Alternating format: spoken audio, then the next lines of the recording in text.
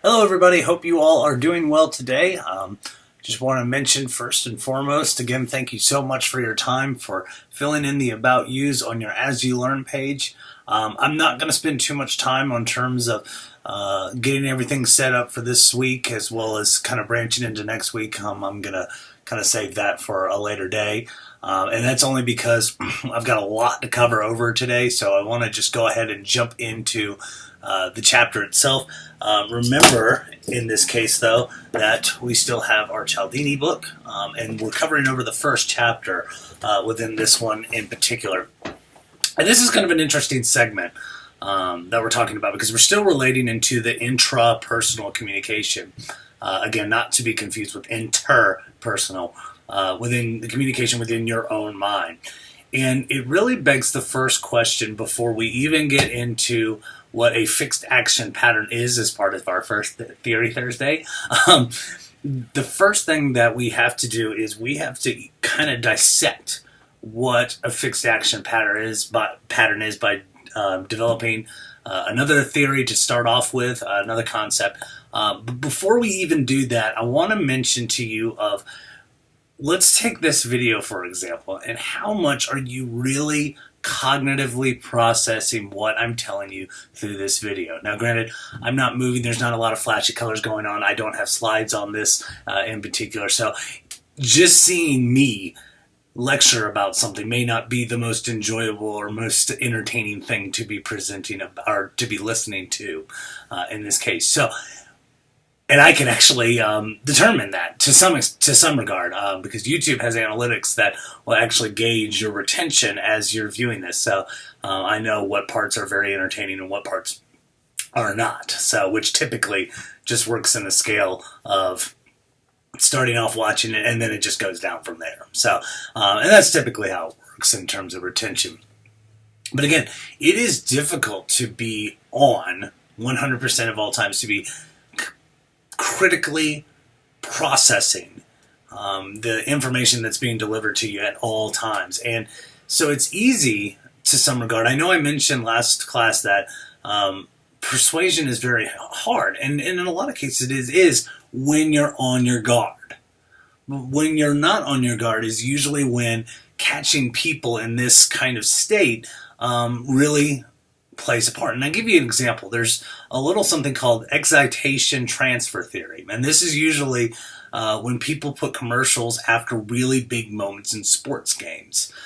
So if you're watching a football game or a basketball game or hockey or soccer or what have you, baseball, when something really exciting happens, a commercial can come on and you are still kind of coming down from that really interesting part. You're excited, you're kind of filled with emotions, and you're not really thinking that much.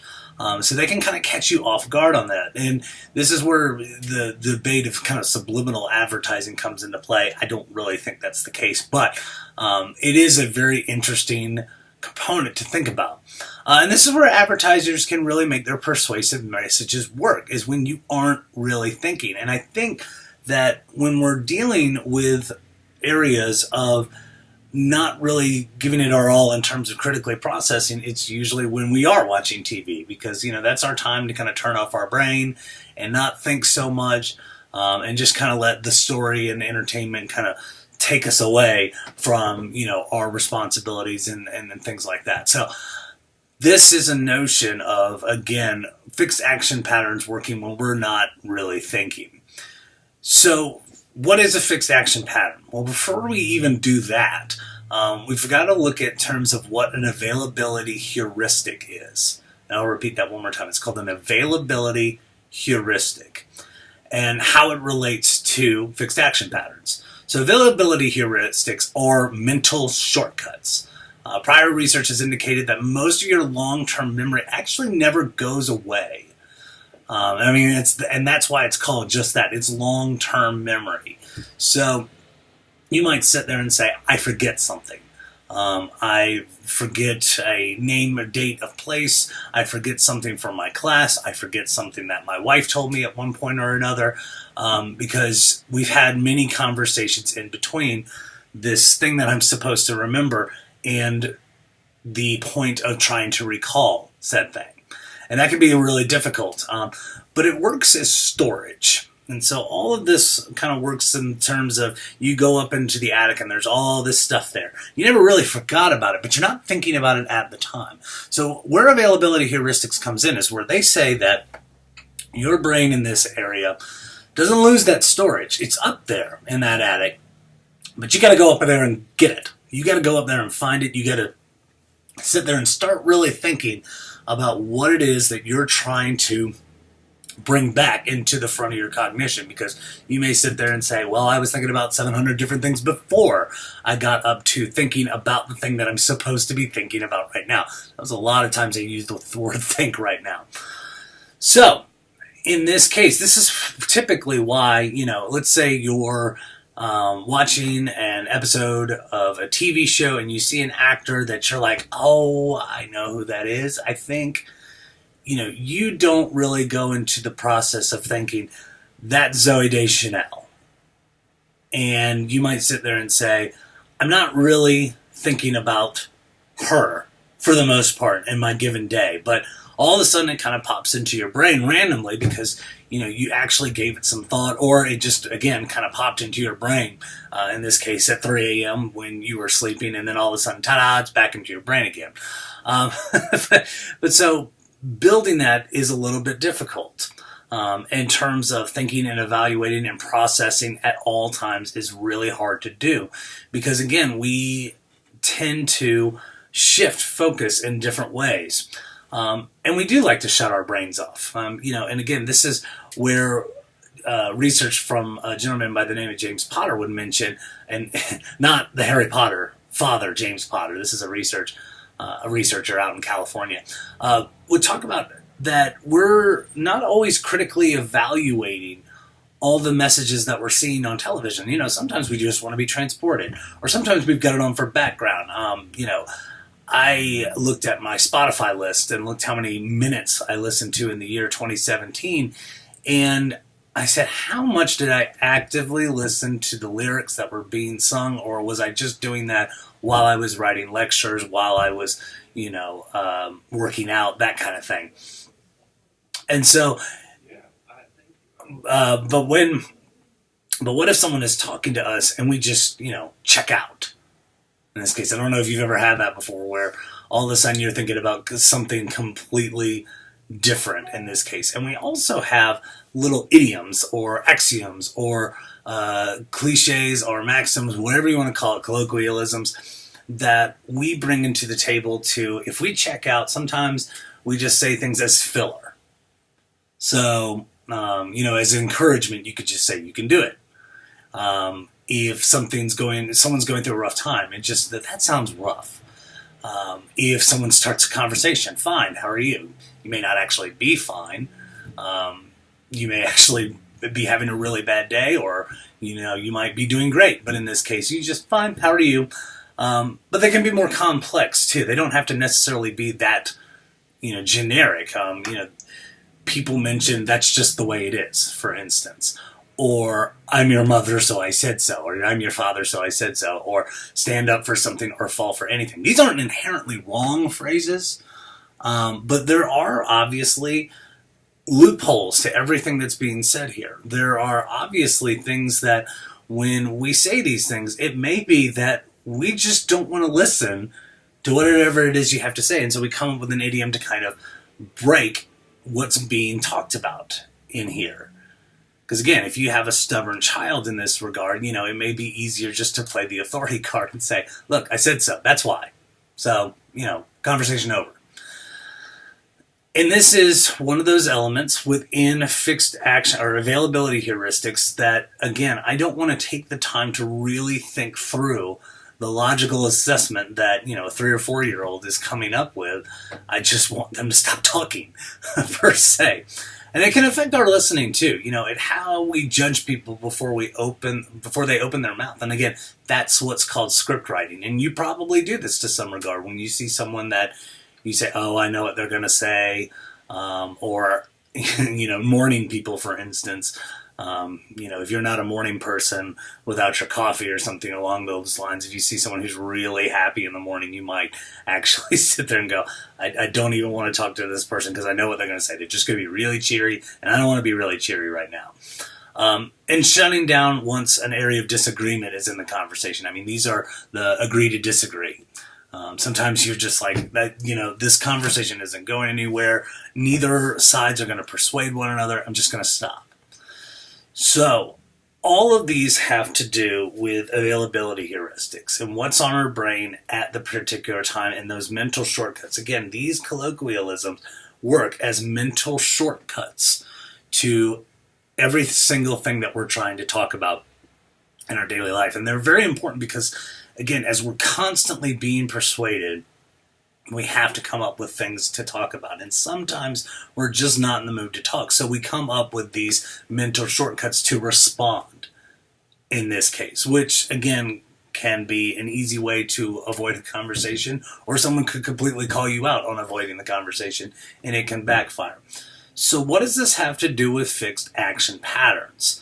So fixed action patterns are much like availability heuristics. They're mental shortcuts.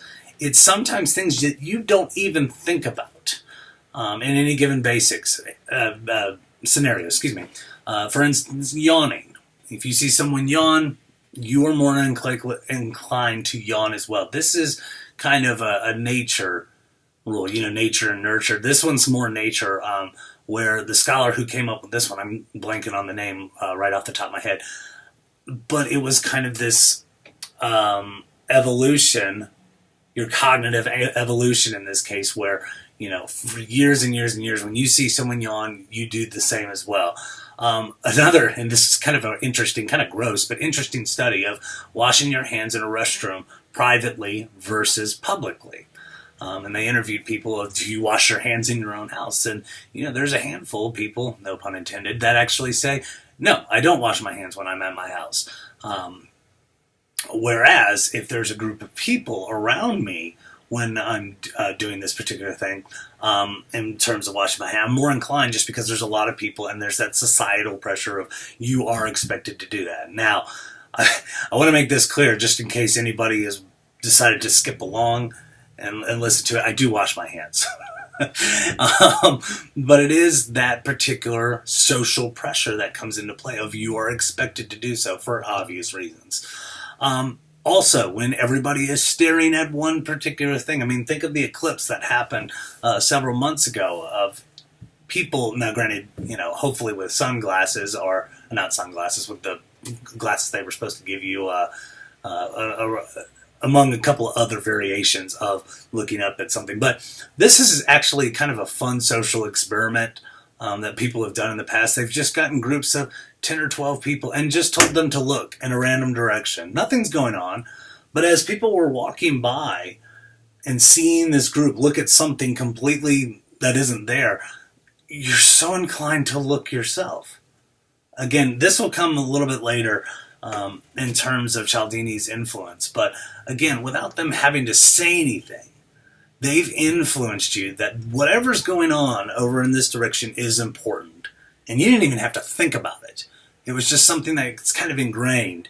And that's where it's that click-whir kind of deal. It's very Pavlovian, and we'll talk about that here in a minute here. Maybe it's when somebody calls a name, maybe not even your name, and you look to respond to it. I don't know if you've ever had that happen before. There was actually a stand-up comedian that talked about this, where he said that someone would call a name out, and he said, someone would yell Steve. And he goes, in your brain that you are not Steve. But all of a sudden, you're turning your head around to listen to that person that was calling to someone that isn't you. But it is that response mechanism that we turn around and look at this case. It's almost a form of natural selection in this case, conforming to these social rules as well as rules that have been kind of ingrained in us as we've gotten older and so forth. But it goes even more into depth than that. Fixed action patterns can even be stemmed from nurture. Think about manners, for instance, in terms of that nurture. Have you ever been caught doing something without knowing it, but it was just because it was right or it was wrong? So think about it in terms of like no elbows on the table, for instance. I don't know if you've ever been scolded for being at a dinner table. Dinner table has a lot of rules, but one of them is no elbows on the table. Why? Why is that considered bad manners?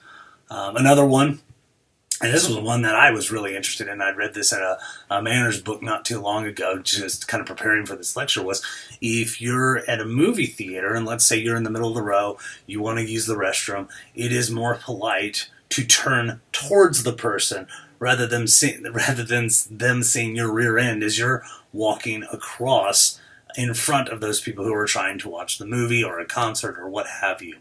And again, now, in this case, I know the rationale because, we don't want people to stare at our rear ends. But, but the whole case of this is we do these things, and now I don't even think about it.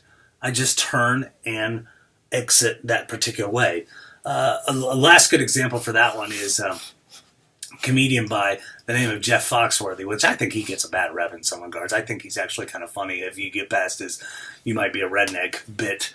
One of the things that he talked about that worked really well with fixed action patterns was he said his wife and him were reading in bed one time, and his wife said, "I'm hot."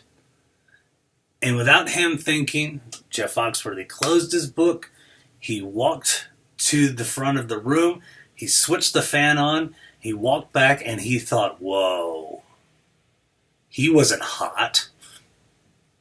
How did she do that to him? How was it that when she mentions "I'm hot," you're automatically inclined to say, my wife is hot, I've got to do something to alleviate that. So first response is to go turn on the fan. So again, this is Pavlov. So Ivan Pavlov. So if you've taken a psychology class, you may understand this a little bit, but it's going through what's called classical conditioning. And I'm going to go through a lot of social psychology, especially to start off with.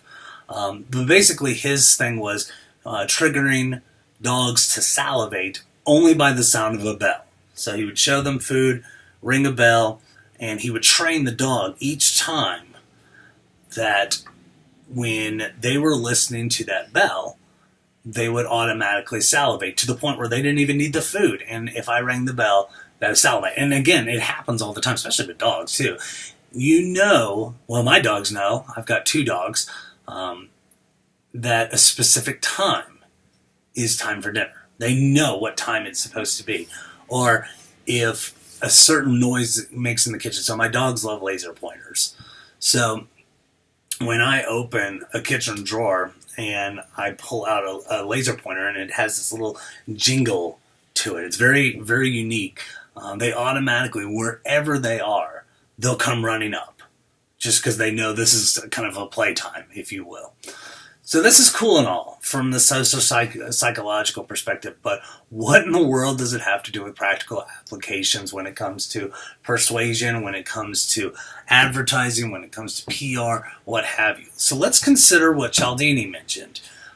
He was talking about right from the get-go this ideology of the turquoise necklace that was half off.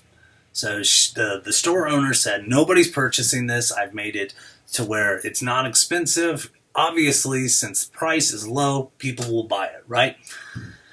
And so she even went so far as to say, let's kick it off half price, see if that works. Doesn't work. It wasn't until it was a mistake where they made it 2 times the price that it was originally listed that people actually came and started buying it to where they flew off the shelves. Why? Why does that work? And we've got to think of it from a perspective of when this weird phenomena comes into play of if I actually make it more expensive, people might actually buy it. And to give you a couple of examples here, first and foremost, I think of my headphones, for instance. So I'm not promoting those headphones, but those are the ones that I use for my office. So my headphones, in this case, I actually put a lot of thought into, within reason, I put a lot of thought into my headphones. I wanted good headphones in terms of sound quality. I wanted them to be somewhat noise canceling. I wanted to make sure that they were a non-name brand, as in I've heard of the brand, I know their reputation, I've looked up reviews for them, good sound. I want them to be comfortable. I can put them on my ears and have them on for hours if need be, so I can listen to my Spotify for when I'm working and so forth. If my door is open, it says to the rest of my cohort that I'm working. I don't want to be bothered right here. This is the kind of thing that my colleagues love to talk. I love to talk, but sometimes I need to work. So, having bigger headphones kind of gives that indication of, hey, I'm trying to concentrate on something. And headphones have that effect to say, I'm doing something, leave me alone. But they also didn't cost $500. So, I was looking for that price range. So I didn't want something very cheap. I didn't want something super expensive. I wanted something straight kind of in the middle in this case. And so these ones kind of fit that particular area. Sunglasses can be another example. You talk about purchasing cheapos versus very expensive sunglasses. And why do you spend so much money on sunglasses? Well, it's usually the quality. It's usually the look or appeal. It could be because it's a name brand and we kind of have that ego-related, this is kind of me brand. This was Oakley's for when I was growing up. They were very specific in terms of if you had Oakley's, that was kind of an in thing. It's not as much anymore that I'm aware of, but that was something to consider within that particular area. I don't put a lot of thought into a lot of the decisions I make, though. Headphones were one thing, but, let's say I'm going to a dinner party.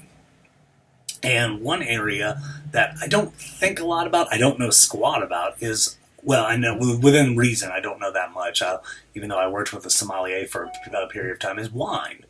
I don't know a whole lot about wine. I know a decent enough to get by, to hold a conversation if need be, but that's where I rely on some other things to kind of get me going into purchasing something. So I go with things of what I know. I don't want to go with something very low cost.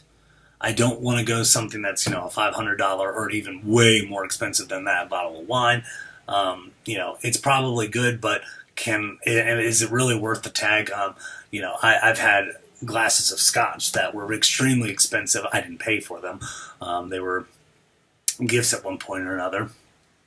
And I said, my palate, because I don't drink scotch that much, is that I don't think I'm in the position to appreciate what I'm drinking here. And the same would go for wine, is that the price tag would be so steep. I don't really think I can appreciate what's being served at that amount of price. So, medium cost in this case is good enough quality without that steep cost.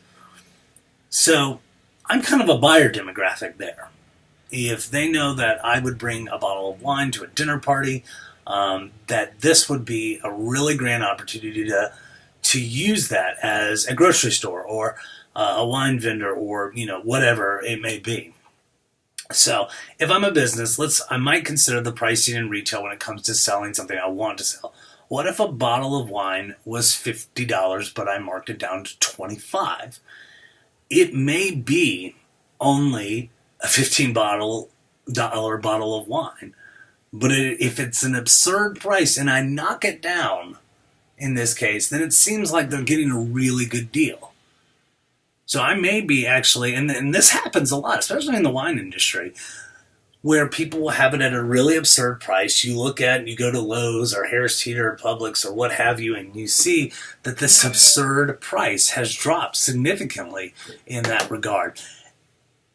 And so even though they, in this case, gained $10 because it was a real cheap bottle of wine, it just so happened that they marked it at a really high price and then lowered it. But it seemed like since I was getting the deal that I was going to be able to do this. And again, this is fixed action patterns at work here, because I would be saying, I'm not actually getting a deal in reality, but my brain thinks it is. It sees this high price tag and it says, they marked it off half, and this must be a good bottle of wine. It's expensive, but I'm not paying that much for it. So the point is, we as people rarely give that 110% to our cognitive reverie. We don't really think that much about certain things, which can play to our benefit if we're working in a window that has them purchasing something Conversely, though, it may be that people aren't paying attention to something, and then they just stay apathetic about it. But and the funny thing about Robert Cialdini in this case was he goes, "I'm the most guilty of all of creation about this." So he would start talking about, I don't know if it was actually in this book or not per se, but I know it was on an interview where he was saying, the whole reason that he got into this. So he was, a very smart gentleman who decided just to take random jobs to see what the ideological benefit for persuasion was within that particular job. And so, because he said, I was really easily persuaded. I would get into these moments of, whatever it may be, the quote weapons of influence, and I noticed that this is why I was being persuaded. And he goes, it should drive me insane, because I, of all people, should know that this is not a good way to be persuaded or make a decision based on this particular tactic. So sometimes it's not about what you know, it's about how persistent you are with it. And so these fixed action patterns really do play into that. And it's the part in term why pissed Plato off so much, is because if we are persistent, if we can communicate to our audience, if we find them at a time when they're kind of vulnerable in this case, it really plays to the benefit for a persuasive message. And this is why many people consider persuasive communication to be very unethical, because that's where the facet of manipulation might come in. And that may be something really good to talk about in your paper, so something to think about. But if done ethically, it's an excellent tool. And again, a good place to get your message across depending on what you're trying to deliver here. So again, these are the notions and the concepts and the theoretical implications for what availability heuristics are and fixed action patterns. And try to catch yourself when you're watching television, when you're browsing the web. How much are you actually giving thought to what's being said? Or within fixed action patterns, is there ever a time where you do something that you really didn't even think about why you did what you did? So, again, as much as it's crude, the situation with the bathroom is one example, but are there other examples that you particularly go through in terms of shutting down for work for a day? What's your routine? There can be multitude of things that you do that you really don't even know why it is you do what you do. Again, I'm going in my repetitive nature here. So those are a couple of the concepts. If you've got any questions about them, please email me. And I hope you have a great weekend. We'll talk a little bit more about some of this stuff up on Monday, but I will request to kind of keep an eye out on As You Learn, because we'll post a forum up next week that I will want you to respond to. So that's it for today. Have a great weekend. Enjoy the weather. It's supposed to be beautiful upcoming for the next couple of days around here. I am going to be in West Virginia for the weekend. My wife and I are going to a concert, so I do want to mention that being in West Virginia, I don't get the best cell service in the world, so if I'm not as quick to respond, you'll know why. So, but either way, you all have a great weekend, and I will see you on Monday. All right, bye.